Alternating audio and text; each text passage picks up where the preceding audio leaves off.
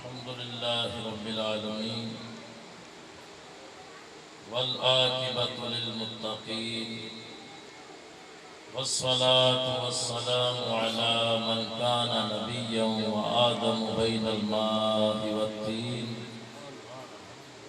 أما بعد فأعوذ بالله من الشيطان الرجيم بسم الله الرحمن الرحيم قال الله تبارك وتعالى في كلامه المجيد والفرقان الحميد يا أيها النبي إنا أرسلناك شاهدا ومبشرا ونذيرا وداعيا إلى الله بإذنه وسراجا منيرا وقال الله تعالى في شان حبيبه إن الله وملائكته يصلون على النبي يا أيها الذين آمنوا صلوا عليه وسلموا تسليما بلند آواز سے درود و سلام پڑھیے اللهم صل على سيدنا ومولانا محمد وعلى آل سيدنا ومولانا محمد عدد ما في الله صلاة دائمة بدوام ملك الله مل کر پڑھ لیجیے الصلاة والسلام علیکہ یا رسول اللہ الصلاة والسلام علیکہ یا حبیب اللہ وعلى آلك واصحابك یا نور اللہ۔ تمام تعریفیں اللہ وحدہ لا شریک کے لیے ہیں جو کل کائنات کا خالق و مالک ہے، پروردگار وحدہ لا شریک ہے۔ اور یہ ہمارا عقیدہ ہے اہل سنت و جماعت بریلوی مسلک اور ہر مسلمان کا یہی عقیدہ ہے کہ اللہ پاک جیسی ذات کوئی نہیں، یعنی اس کا ذات میں بھی کوئی شریک نہیں، اس کے افعال میں بھی کوئی شریک نہیں، اور اس کی صفات میں بھی کوئی شریک نہیں۔ تو شرک کا تو سوال ہی پیدا نہیں ہوتا۔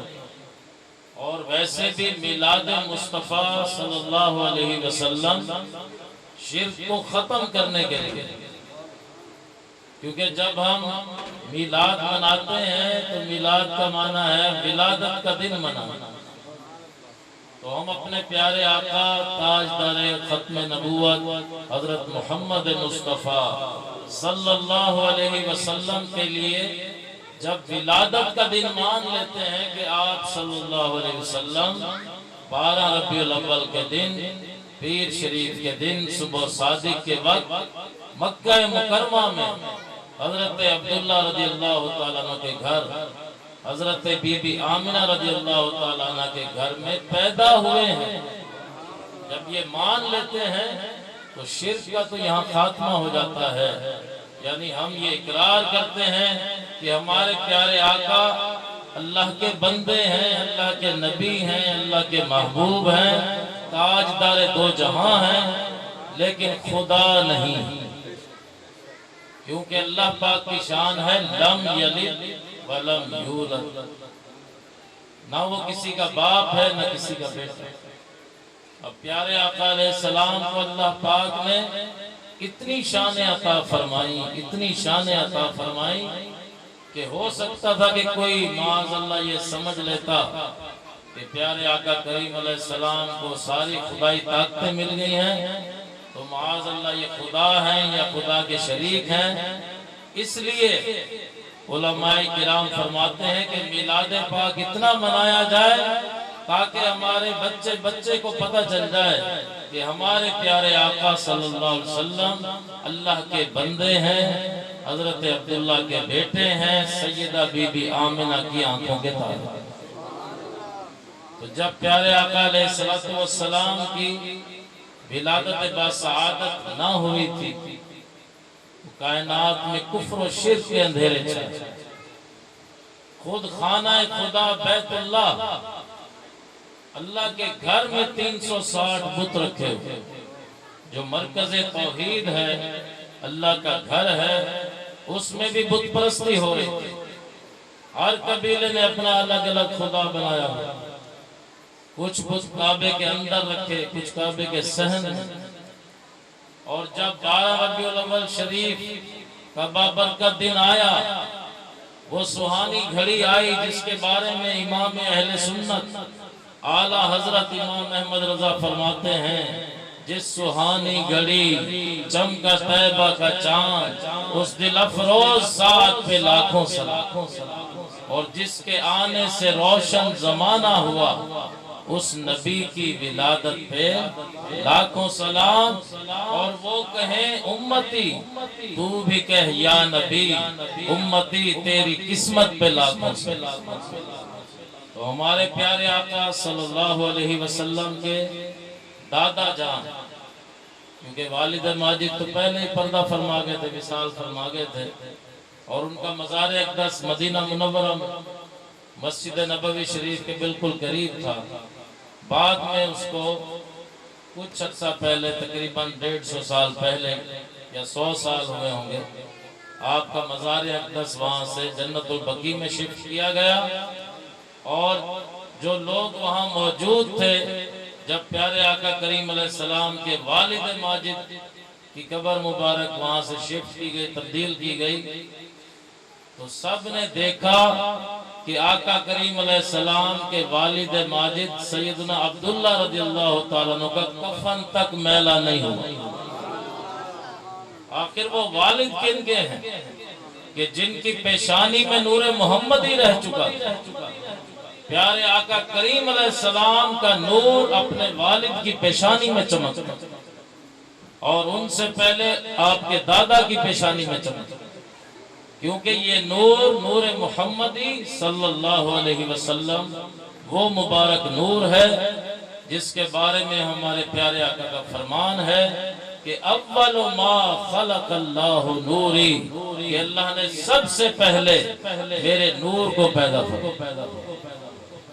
اپنے پیارے محبوب علیہ السلام، ہم سب کے پیارے آقا کے نور پاک کو پیدا کیا اللہ کریم نے، اور پھر سرکار کے نور سے یہ کل کائنات بنائی گئی ہے، زمین و آسمان بنائے گئے، فرشتے بنائے گئے، جنت و دوزخ بنائے گئے، انسان جنات ہر مخلوق پیارے آقا کریم کے نور سے بنا۔ اس لیے اعلیٰ فرماتے ہیں کہ وہ جو نہ تھے تو کچھ نہ تھا، وہ جو نہ ہو تو کچھ نہ ہو، جان ہے وہ جہان کی، جان ہے تو جہان۔ تو ہمارے پیارے آقا علیہ السلام سے پہلے اللہ کریم نے کسی چیز کو تخلیق نہیں کی۔ قلم بھی بعد میں بنا، لوح بھی بعد میں بنی، جنت بھی بعد میں بنی، انبیاء بھی بعد میں پیدا ہوئے، زمین و آسمان بھی بعد میں بنے۔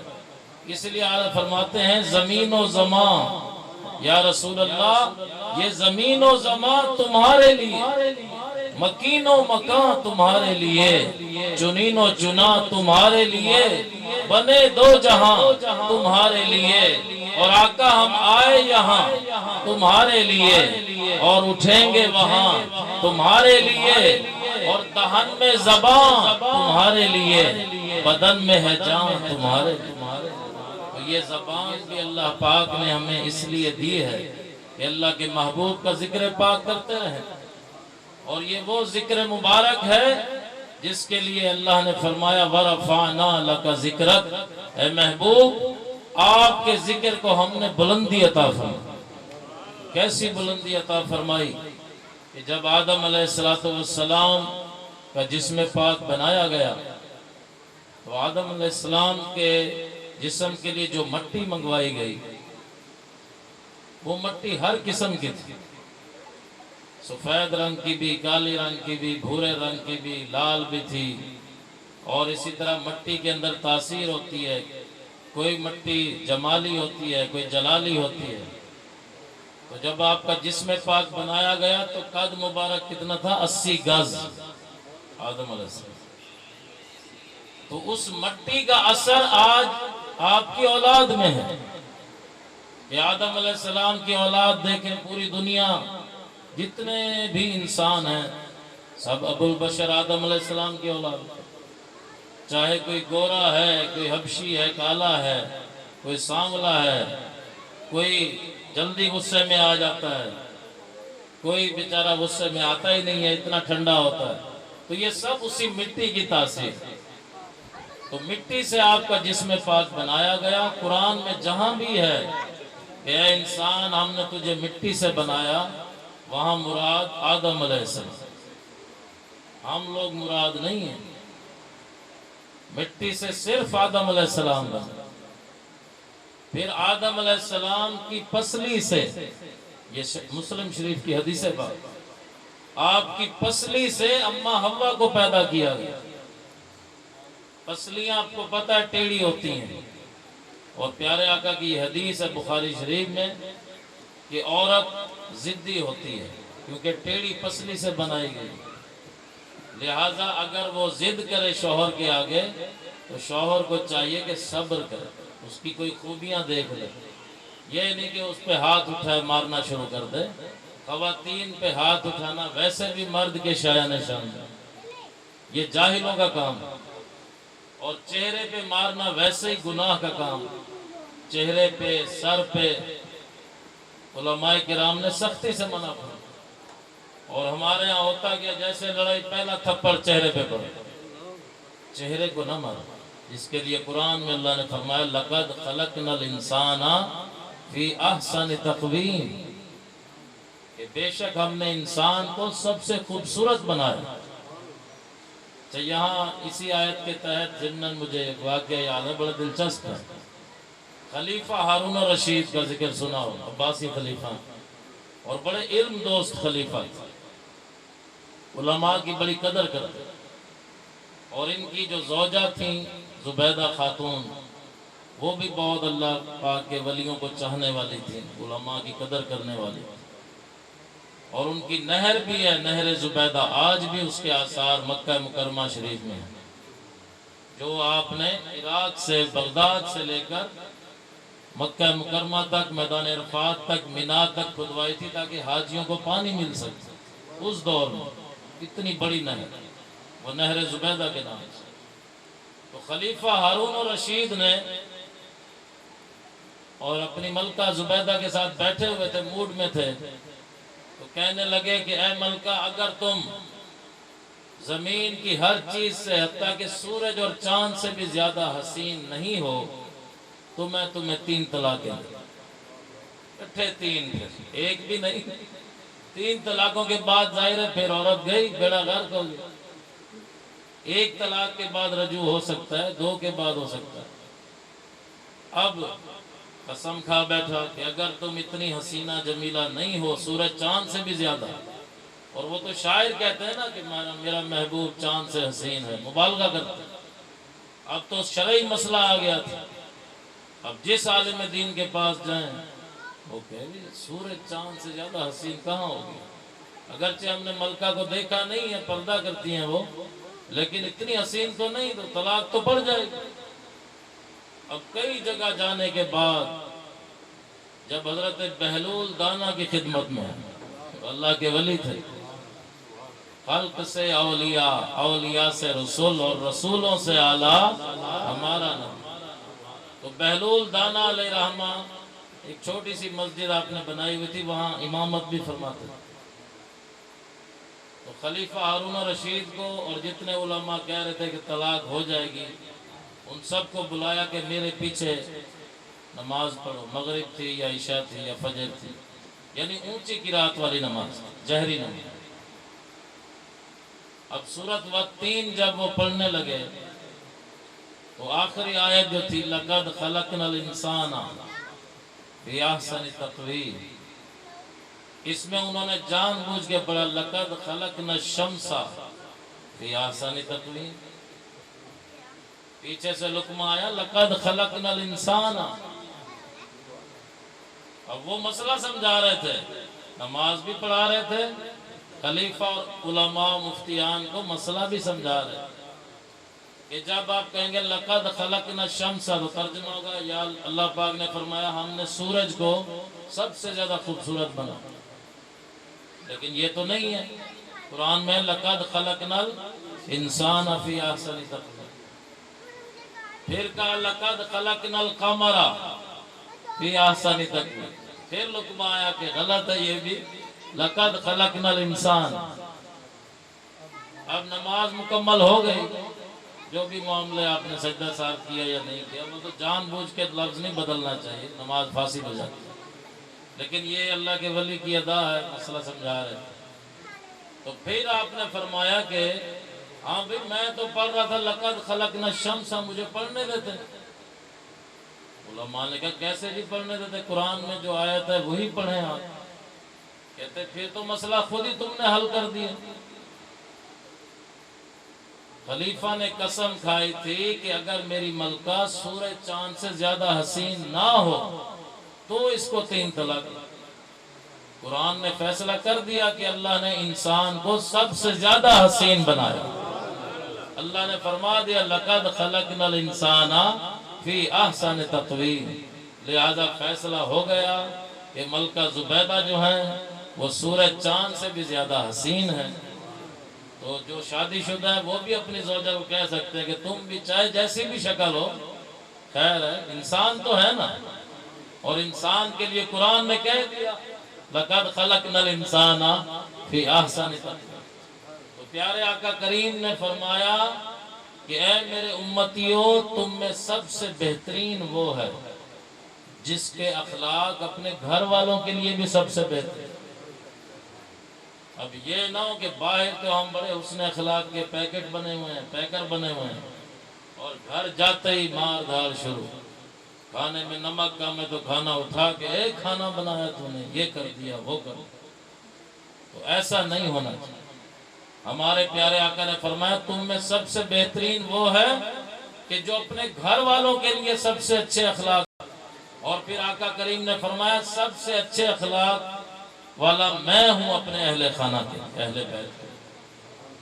پھر جب آپ کے اخلاق کریمہ پوچھے گئے حضرت ام المومنین اما عائشہ صدیقہ سے، تو آپ نے فرمایا کہ تم نے قرآن نہیں پڑھا؟ قرآن مجید میرے پیارے آقا کے اخلاق مبارک۔ قرآن میں اللہ نے فرمایا وَإِنَّكَ لَعَلَىٰ خُلُقٍ عَظِيمٍ، اے محبوب ہم نے آپ کو عظیم اخلاق کے مرتبے پہ فائز کیا۔ تو آج ہم میلاد مصطفیٰ میں حاضر ہیں تو اس کا یہ مقصد نہیں ہے کہ بس ہم نعرے لگائیں، نعت خوانی کی، حضور کے نام پہ جی جان بھی قربان ہے، یہ بھی ہے وہ بھی ہے، لیکن ہمارے اخلاق جانوروں سے بھی بدتر، تو پھر کیسے ہم امتی ہیں سرکار؟ ہر جمعرات کو، ہر پیر شریف والے دن، ہر امتی کا اعمال نامہ مدینے والے آقا کے دربار میں پیش ہوتا، ہر امتی کا نام ماولدیت۔ تو جب آقا کریم علیہ السلام روضہ اطہر میں، چاہے ربیع الاول کا مہینہ بھی گزرا ہے، اس میں بھی پیر شریف آیا، جمعراتیں بھی ہیں، ہمارے اعمال نامے جو فرشتہ لکھ رہا ہے، اول تو یہ بھی مسئلہ سمجھ لیں جو آیت میں نے شروع میں پڑھی تھی، اس میں اللہ پاک نے فرمایا یا ایھا النبی انا ارسلناک شاہدا، اے محبوب ہم نے آپ کو گواہ بنا کے بھیجا۔ تو آقا کریم گواہ ہیں کل کائنات کے، سب سے پہلے آپ کو پیدا کیا گیا، اور گواہ کے لیے حاضر ہونا بھی ضروری ہے، ناظر ہونا بھی ضروری ہے۔ بھئی کوئی بندہ گواہی تبھی دے گا نا جب موقع پہ حاضر بھی ہو، دیکھ بھی رہا ہو۔ اور ہمارے آقا قیامت کے دن سارے انبیاء ساری امتوں کی گواہی دیں گے۔ جب سارے نبی اللہ کی بارگاہ میں پیش ہوں گے، ساری امتیں ہوں گی، وہاں اللہ پاک سب لوگوں سے پوچھے گا کہ اے لوگوں بتاؤ، ہر امت سے اللہ کریم پوچھے گا کہ میرے نبی نے تمہیں میرا پیغام پہنچا دیا کہ اللہ پاک پہ ایمان لاؤ، لا الہ الا اللہ۔ آدم علیہ السلام نے کلمہ پڑھا، آدم صفی اللہ۔ نوح علیہ السلام اپنے دور میں آپ نے کلمہ پڑھا لا الہ الا اللہ، نوح نجی اللہ۔ موسیٰ علیہ السلام نے کلمہ پڑھا ہے۔ تو ہر نبی نے امت تک پیغام پہنچایا، لیکن یہ کافر جو ہوں گے جو ایمان نبیوں پہ نہیں لائے تھے، یہ قیامت کے دن بھی اللہ پاک کے سامنے وہاں بھی جھوٹ بولیں گے۔ وہاں بھی جھوٹ بولیں گے، کہیں گے یا اللہ ہمیں تو کوئی پیغام دینے آیا نہیں، اگر دنیا میں کوئی پیغام دینے آتا تو ہم ضرور تیرا کلمہ پڑھ لیتے، ہمیں کیا اعتراض ہے، وہاں بھی جھوٹ بولیں۔ تو اللہ کریم فرمائے گا اے کافرو، اے جھوٹے لوگو، میں نے ایک ایسا گواہ منتخب کیا ہے کہ جنہوں نے تمام نبیوں کو بھی دیکھا ہو، ہر امت کو بھی دیکھا ہو، اور سب کے احوال سے واقف بھی ہوں۔ اب سارا میدان محشر حیران کہ ایسے گواہ کون ہیں کہ جنہوں نے سب کے حالات دیکھے، ساری امتوں کے وقت بھی موجود تھے، سارے نبیوں کو بھی دیکھا۔ تو پھر اللہ کریم فرمائے گا اے میرے پیارے محبوب محمد مصطفیٰ صلی اللہ علیہ وسلم، آپ تشریف لائیے اور گواہ بنیے اور بتائیے کہ یہ لوگ سچے ہیں یا یہ گروہ انبیاء سچے ہیں۔ حالانکہ اللہ پاک جانتا، لیکن حجت تمام کرنے کے لیے، عدل قائم کرنے کے لیے نبی پاک تشریف لائیں گے اور عرض کریں گے اے باری تعالی، تیرے تمام انبیاء سچ ارشاد فرما رہے ہیں، ہر نبی نے اپنی امت تک پیغام الہی پہنچا دیا تھا، لیکن یہ بدبخت جن کے دلوں پہ مہریں لگی ہوئی تھی وہ ایمان نہیں۔ پیارے آقا کریم اللہ کی طرف سے شاہد بھی ہیں۔ تو آج جب ہمارے اعمال نامے ہر پیر کے دن ہر جمعرات کو سرکار کی بارگاہ میں پیش ہوتے ہوں تو نبی پاک جب پڑھتے ہوں گے کہ میرا یہ امتی 5 وقت نماز ہی نہیں پڑھتا، جبکہ نبی پاک کا کیا فرمان ہے کہ نماز میری آنکھوں کی ٹھنڈک، اور جو بے نمازی ہے وہ نبی کی آنکھوں کی ٹھنڈک کو ضائع کر رہا ہے۔ غور کر لے، کہ یہ رہے کہ میں حضور کا عاشق ہوں، حضور کا غلام ہوں، حضور کے نام پہ جان قربان ہے، راتوں کو محفلوں میں بھی جاتا ہے، لیکن فجر کی نماز میں کیوں نہیں ہوتا؟ ہمارے آقا پہ تو تہجد کی نماز بھی فرض تھی۔ وَمِنَ اللَّيْلِ فَتَہَجَّدْ بِهِ نَافِلَةً لَكَ، اے نبی یہ تہجد کی نماز آپ کے لیے ایک اضافی نماز ہے۔ ہم پہ 5 نمازیں فرض، حضور پہ 6 فرض تھی، اور پہلے فرض تو 50 ہوئی تھی شب معراج، اور حضور پاک 50 نمازیں لا رہے تھے۔ موسیٰ علیہ السلام اپنے مزار سے نکلے، آسمان پہ گئے اور ہماری مدد فرمائے۔ عرض کیا آقا کچھ کم کروائیے، 50 نمازیں تو بڑی بات ہے، میری امت 2 نمازیں نہیں پڑھتی تھی۔ موسیٰ علیہ السلام نے تو مزار والے کی مدد سے یہ مشورہ ہوا کہ نبی پاک دوبارہ اللہ پاک کی بارگاہ میں جائیں۔ یہ پوری حدیث ہے عربی میں، صحیح مسلم شریف اور بھی سیاستہ کتاب۔ نبی پاک گئے، اللہ پاک نے 5 نمازیں کم کی، حضور پھر 45 نمازیں لے کے تشریف لا رہے تھے، لیکن موسیٰ علیہ السلام پھر اپنے مزار سے اٹھے، پھر مدد کرنے۔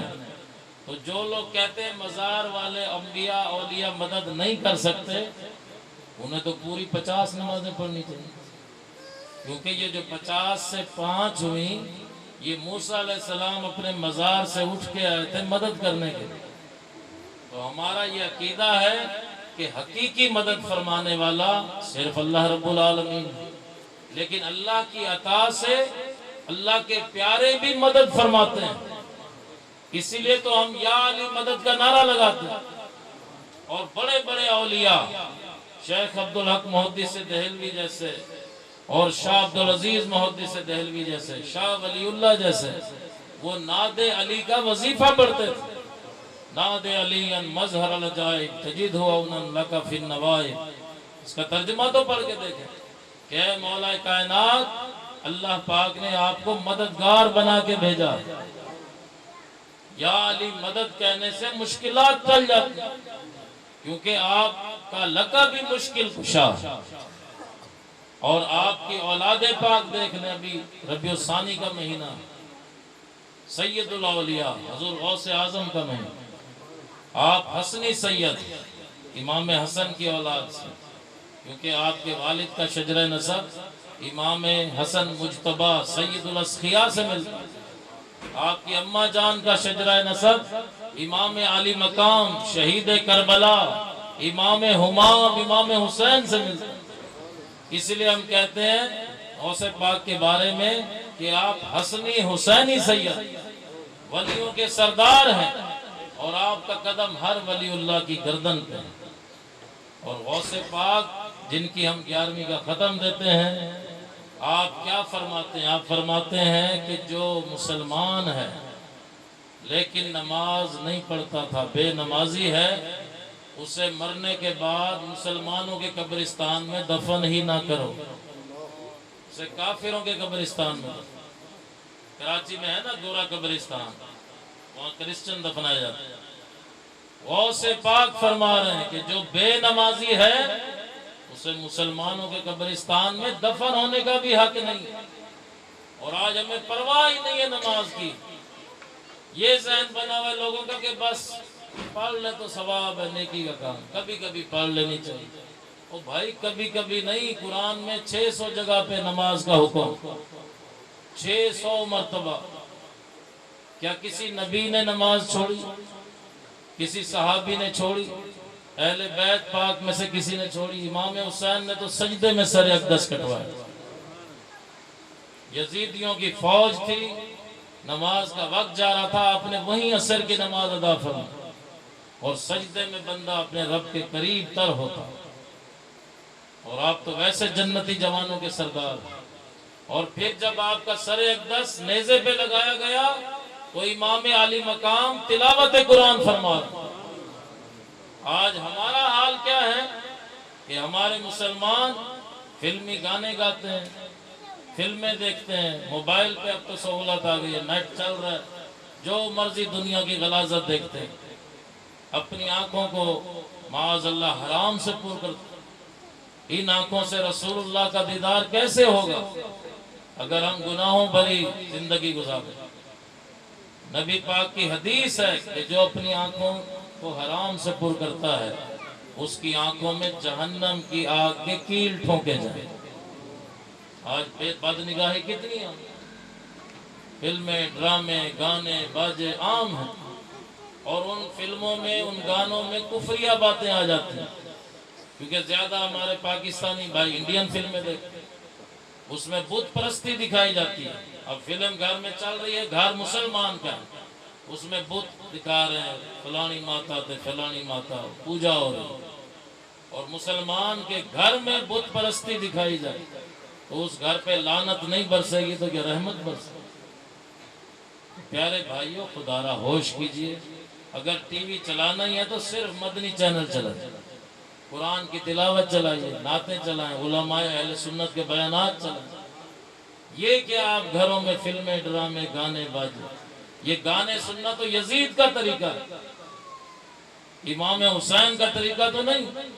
یہ شرابیں پینا تو یزید کا کام تھا، امام حسین تو قیامت کے دن اپنے پیارے نانا جان کا آب کوثر پیاسی امت کو پلائیں۔ اور آج مسلمان کہلانے والے شراب نوشی کرتے ہیں۔ حدیث کے لفظ کیا ہیں؟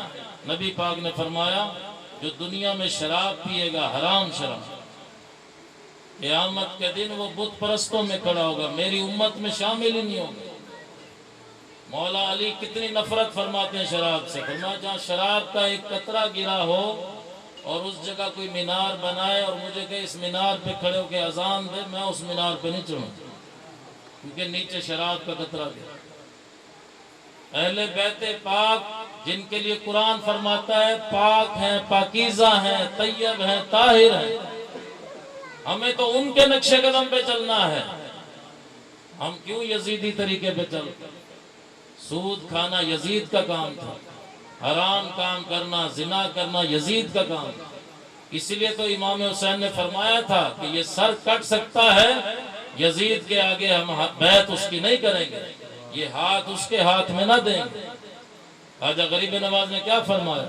شاہ است حسین، بادشاہ است حسین، دین است حسین، دین پناہ است حسین، سرداد نداد دست یزید، حقہ کے بنا لا الہ است حسین۔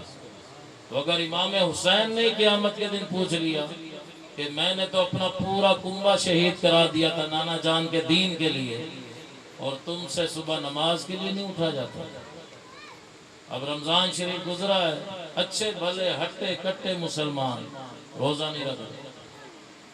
پہلے تو کافر بھی رمضان کا احترام کرتے تھے، کافر مجوسی جو ہوتے تھے وہ بھی مسلمانوں کے بازار میں آتے تھے، کھاتے پیتے نہیں تھے رمضان شریف۔ اور اب مسلمان کہلانے والے سرے عام سگریٹ پی رہے ہیں رمضان شریف میں، تو عذاب نہیں آئے گا تو کیا آئے گا؟ پھر مہنگائی نہیں ہوگی، ایسے حکمران مسلط نہیں ہوں گے، اور کیا ہوں؟ تو پیارے بھائیو، یہ ہمارے اعمال کی سزا ہے۔ آج پوری دنیا میں کہیں بھی کافروں کو نہیں مارا جا رہا، غزہ میں مسلمانوں کو بھوکا پیاسا مارا جا رہا، 22,000 بچے بھوکے پیاسے شہید ہو گئے، اور باقی مسلمان بے غیرت بن کے بیٹھے، امدادیں لے کے کھڑے ہوئے ہیں بارڈر پہ، اندر جاؤ گے؟ ادھر سے کہتے ہیں کل 3 منٹ کا کام ہے، 22 منٹ میں اسرائیل کا نقشہ ہی ختم ہو جائے، تو کرو ختم۔ 2 سال ہونے والے ہیں، غزہ کو کربلا بنایا ہو، بھوکے پیاسے مسلمان نہتے شہید ہو۔ اور نبی پاک کی حدیث ہے کہ فلسطین کے لیے جو جنگ کرے گی میری امت، وہ میری امت میں بہترین لوگ ہوں، اور وہ جنگ وہ جاری رکھیں گے، لاشیں بچوں کی ان کے ہاتھوں میں ہوتی ہیں، قرآن پڑھ رہے ہوتے ہیں۔ اتنا صبر اللہ نے انہیں دیا۔ ہماری حالت کیا ہے؟ آج ہم میں کوئی بیماری آ جائے، پریشانی آ جائے، شکوے شکایت شروع ہو جاتی ہے، یا اللہ میرا ہی گھر رہ گیا تھا، فلاں ترقی کر گیا، فلاں۔ اللہ پاک سے شکوے معاذ اللہ، اللہ پاک سے شکایت کرنا یہ تو کفر ہے بھائی، ناشکری کبھی نہ کرنا۔ قرآن میں لَإِن شَكَرْتُمْ، اگر شکر کرو گے، اللہ پاک فرماتا ہے لَأَزِيدَنَّكُمْ، میں نعمتیں بڑھاؤں گا، اور اگر کفر کرو گے، ناشکری کرو گے، تو پھر اللہ پاک نے جو نعمتیں دی ہیں وہ بھی لے لے گا۔ تو پیارے بھائیوں، میلاد پاک کے مقصد کو سمجھو، پیارے آقا سے محبت، اور سچی محبت اسی کو ہے جو نبی پاک کی سنتوں پہ عمل کرے۔ آج ہم کتنے سنتوں پہ عمل کر رہے ہیں، یہود و نصارہ کی طرح کپڑے پہنتے ہیں، داڑیاں منڈواتے ہیں، ایک مٹھی سے کام کرواتے ہیں، ننگے سر گھوم رہے ہیں انگریزوں کی طرح۔ کم از کم ٹوپی رکھ لیں، محفل میں آتے تو ٹوپی رکھ لو یار، آ رہے محفل میلاد میں تو سر تو ڈھانپ کے بیٹھے۔ پہلے کے دور میں بزرگوں کو یاد ہوگا، بڑے جب ہمارے تھے اس وقت کوئی مرد بھی باہر ننگے سر نہیں آتا تھا۔ اب تو نماز بھی ننگے سر پڑھتے ہیں، گریبان کھلا ہوا ہے، ٹانگیں ایک مشرق میں ایک مغرب میں، وہ یہ نماز پڑھ رہے ہو لڑنے کے لیے آئے۔ آداب ہوتے ہیں ہر چیز، لیکن آج آداب تو دور کی بات، آج قیامت کی نشانیاں پوری ہو رہی ہیں۔ ادھر رحیم یار خان کا ہی واقعہ ہے، ضلع رحیم یار کا، کہ ایک بیٹے نے اپنے باپ کو قتل کر کے اس کے ٹکڑے مختلف جگہ پہ دفن کیے۔ وجہ کیا تھی؟ باپ نے انشورنس کرائی ہوئی تھی بیمہ پالیسی، اور اس کے مرنے پہ 1 کروڑ روپے ملنے تھے۔ بیٹے نے اپنے باپ کو قتل کیا، مسلمان کہلانے والا، لعنت نہیں ایسی اولاد پہ، جہنم کا حصہ نہیں بنے گی، شیطان سے بھی بڑھ گیا۔ جبکہ نبی پاک کیا فرماتے ہیں کہ والد کے نام کا جنت میں دروازہ ہے، جس کا باپ اس سے راضی ہوگا وہ اس دروازے سے جنت میں جائے، ماں کے قدموں تلے جنت۔ آج ماں باپ کا کیا حال ہے، ہمارے سامنے معاشرہ نہیں ہے کہ بیوی کو برانڈ کے سوٹ لے کے دیتے ہیں، ماں کو ریڑھی سے لے کے چپل دیتے ہیں، بیوی کے لیے برانڈ کے شوز ہیں، اپنی بیٹیوں کے لیے برانڈ کے کپڑے ہیں، اور غریب ماں بوڑھی کے لیے جس نے اپنے منہ کا نوالا بھی ہمارے منہ میں ڈالا تھا، اس کو کہتے ہیں اماں تو ہم کو ڈڑی تھی گی، دیکھو بس یہ سادے کپڑے ہیں۔ ماں باپ کو کبھی گھما، اب کراچی کا یہ سچا واقعہ ہے، ہمارے آنکھوں دیکھا کہ ایک شخص ساحل سمندر پہ اپنی بوڑھی اماں کو لے گیا، صبح صبح اس کو بٹھا کر چلا گیا کہ اماں میں ناشتہ لے کے آ رہا۔ 9 بج گئے، 10 بج گئے، 11 بج گئے، دھوپ تیز ہو گئی، گرمیاں تھیں، 12 بج گئے۔ لوگوں نے دیکھا صبح سے بوڑھی اماں بیچاری ساحل پہ بیٹھی ہے، پوچھا اماں کوئی کام؟ کہتے میرا بیٹا ناشتہ لینے گیا، ابھی آتا ہوگا۔ اماں ہوتا دوپہر کے کھانے کا ٹائم ہونے والا۔ پھر کسی نے دیکھا کہ اس بوڑھی اماں کے ہاتھ میں پرچی تھی، اس پر لکھا ہوا تھا جس کو یہ میری ماں ملے وہ میری ماں کو اولڈ ہاؤس میں جمع کرا دے، کیونکہ میرے بیوی بچے ماں کے کھانسنے سے ساری رات ڈسٹرب ہوتے ہیں، تو اب ہم ماں سے کوئی رابطہ بھی نہیں رکھیں گے، نہ ہی کوئی فون نمبر تھا کہ اس خبیث سے رابطہ کیا جاتا کہ بوڑھی ماں کو تو سمندر کے کنارے پھینک کے چلا گیا، لاوارث چھوڑ کے چلا گیا۔ یہ مسلمان کہلانے والے ہیں، یہ قیامت کے دن حضور پاک سے شفاعت کی بھیک کیسے مانگیں گے، جبکہ آقا کریم نے فرمایا جو والدین کا نافرمان ہے میں اس کی شفاعت قیامت کے دن نہیں کروں گا۔ اب وہ بوڑھی ماں بیٹھی ہے کہ میرا بیٹا ابھی آنے والا ہے ناشتہ لے کے۔ میں نے کہا بوڑھی اماں کچھ کھا پی لو، کہیں تم کمزور ہو کے چکر نہ مر نہ جاؤ، گر نہ جاؤ۔ آخر اس کو بتایا کہ تیرا بیٹا یہ لکھ کے گیا کہ میری ماں کو اولڈ ہاؤس میں جمع کرا دو۔ اولڈ ہاؤس اب مسلمانوں کے ملک میں بھی ہیں، کراچی، لاہور، ملتان، اسلام آباد۔ یعنی اولڈ مانے ہوتا ہے پرانا، جب ماں باپ پرانے ہو جائیں، بڈھے ہو جائیں، ان کو اولڈ ہاؤس میں جمع کرا دو، جیسے سٹور میں سامان پھینک دیں۔ پھر نہ عید پہ ملنے جاتے ہیں، نہ رمضان شریف میں ملنے جاتے ہیں، نہ بڑی عید پہ ملنے جاتے ہیں، اور وہ بوڑھے بڑھیاں بیچارے لاوارثوں کی طرح موت کا انتظار کرتے۔ حتیٰ کہ یہ کراچی کے اولڈ ہاؤس کی بات ہے کہ ان کی ماں مر گئی، فون ان کو کیا گیا، 4 بیٹے تھے، 4 بیٹیاں تھیں، کہ آؤ اور ماں کی لاش تو لے جاؤ، جنازہ تو پڑھا لو۔ اب ایک بھائی دوسرے کو کہے وہ تو گھینا جنازہ، وہ کہ تو لے آ، تو لے آ، میرے پاس ٹائم نہیں ہے، میں تو جا رہا ہوں۔ ماں کی لاش لینے کے لیے کوئی نہیں آیا۔ ابھی کہتے ہیں کہ ہم مسلمان ہیں، عاشق رسول۔ افسوس، نبی پاک کو کیا منہ دکھائیں؟ قبر میں تو حضور پاک آئیں گے نا، جب تینوں سوال ہوں گے، من ربو کا، ما دینو کا، حضور کا چہرہ پاک ہے، بلکہ سرکار خود تشریف لائیں گے۔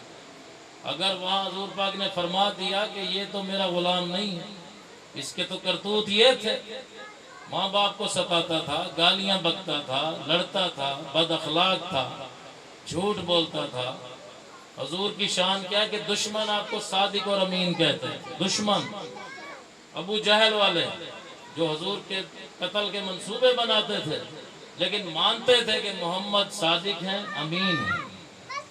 اور آج ہمارا حال کیا ہے کہ ہمارا بھائی ہم پہ، سگا بھائی اعتبار نہیں کرتا۔ سگے بھائی سے کہے نا کہ 5 لاکھ ادھارے دے دو گے، واپس ادا تھوڑا دے سکے، تو مکر ویسی میں کو دکھتا ہی کہے۔ سگے بھائی کو اعتماد نہیں ہے، اس قدر معاشرے میں جھوٹ آؤں۔ اور یہ بھی ہم قرآن میں پڑھتے ہیں کہ لعنت اللہ علی الکاذبین، جھوٹوں پہ اللہ کی لعنت۔ خوشی کے وقت جو باجے بجاتے ہیں شادی وغیرہ پہ، حدیث میں ان پہ لعنت بھیجی۔ جس گھر میں تصاویر لگا لیتے ہیں، جی یہ ہمارے ابا کی تصویر ہے، یہ اماں کی تصویر ہے، تصویریں جس گھر میں آویزہ ہوں، چاہے پیر صاحب کی بھی ہو، کسی بزرگ کی بھی چاہے لگائی ہو، جاندار کی تصویر، حدیث پاک ہے بخاری میں کہ جس گھر میں تصویریں لگی ہوں، نظر آ رہی ہوں، وہاں رحمت کے فرشتے نہیں آتے۔ اور آج جب برکت ختم ہوتی ہے گھر سے، اپنے ہم مال نہیں دیکھتے، کہتے ہیں فلاں نے جادو کروا دیا، میری روزی بند کروا دی۔ اور روزی جب بند ہوگی نا تو موت کا دن ہوگا۔ جب تک ہم زندہ ہیں اللہ نے روزی دینے کا وعدہ کیا۔ کمی بیشی ہوتی ہے زندگی میں، اپس اینڈ ڈاؤنز آتے ہیں، حالات اچھے بھی ہوتے ہیں، برے بھی ہوتے ہیں، لیکن بندے کو شکر کرنا چاہیے، اپنے اعمال کا جائزہ لے کہ جب ہم نے رحمت کے فرشتوں پہ پابندی لگائی ہوئی ہے، ہم مسلمان کہلانے والے انگریزوں کی طرح کتے پال رہے ہیں، بلیاں پال رہے ہیں، مدرسے کے طلبہ کو دینے کے لیے چندہ نہیں ہے، اللہ کے گھر میں دینے کے لیے کچھ نہیں ہے، امام مسجد کی تنخواہ سب سے کم ہے، مزدوروں سے بھی کم، حالانکہ وہی امام آپ کا جنازہ پڑھاتا ہے، وہی نکاح پڑھاتا ہے، وہی نمازیں پڑھاتا ہے، وہی آپ کے بچوں کو قرآن سکھاتا ہے، اور سب سے مظلوم امام مسجد کو بنا رہا ہے۔ ہونا تو یہ چاہیے کہ سب سے اعلیٰ جاب ہو، اگر لوگ انٹرویو دینے کے لیے آئیں کہ ہمیں امام لگے، پروٹوکول ہو اس کا، لیکن حالات آپ کے سامنے، کیونکہ ہم دین کو اہمیت نہیں دے رہے، صرف دنیا کے پیچھے اندھے ہو کے لگے ہوئے ہیں، جبکہ حدیث میں ہے کہ دنیا کی محبت تمام گناہوں کی جڑ ہے۔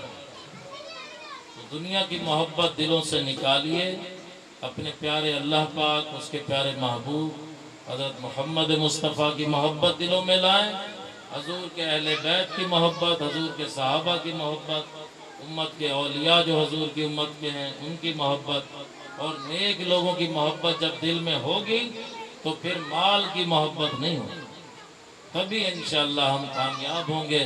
اللہ پاک ہم سب کی یہ مختصر حاضری قبول فرمائے، میلاد پاک کی برکتیں ہم سب کو نصیب فرمائے، آمین بجاہ النبی الامین صلی اللہ علیہ وسلم۔